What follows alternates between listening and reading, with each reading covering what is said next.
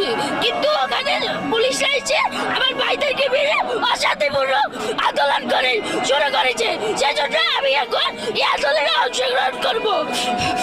তুমি তো অনেক ছোট, একদমই বাচ্চা, তারপরও এই আন্দোলনে যুক্ত হয়েছে এবং সাথে মাও আছে। কেন আসলে আজকের এই আন্দোলনে এসেছো? কারণ আমার বড় ভাইদেরকে মারা হয়েছে, আমার আবু সাইদকে মারা হয়েছে, রংপুরে আমার বড় ভাই আবু সাইদকে মারা হয়েছে।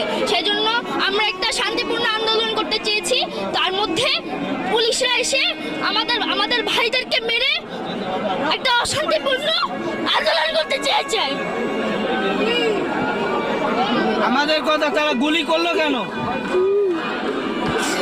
আমাদের সন্তানদেরকে শান্তিপূর্ণ আন্দোলন করতে দেওয়া হোক, আর এই দাবি মেনে নেওয়া হোক, আর বিচার চাই আমরা, আর সরকারের পতন চাই, শেখ হাসিনা পতন হোক। রান্না করে না। তোমার কি আজকে ভয় লাগে আসলে? না, আমার কোনো ভয় লাগে না। আমি এই আন্দোলনে সাফল্য অর্জন করতে চাই।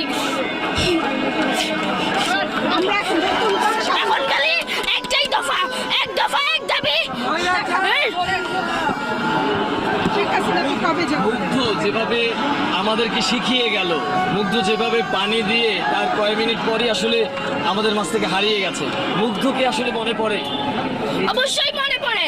আমরা একটা শান্তিপূর্ণ আন্দোলন করতে চেয়েছি, কিন্তু ওখানে পুলিশরা এসে আমার ভাইদেরকে মেরে অশান্তিপূর্ণ আন্দোলন করে শুরু করেছে।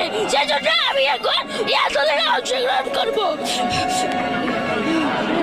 মুগ্ধকে যারা মারলো, সাইদকে যারা মারলো, আরো বাচ্চাদের যারা মারছে, তাদের মৃত্যুর সময় যেন তাদের পানির অভাব হয়, আমরা সেই দোয়াই করবো।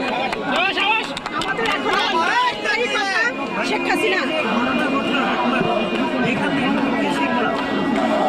আমি এখান থেকে শিখেছি যে অন্যায় হলে এটার প্রতিবাদ করতে হবে।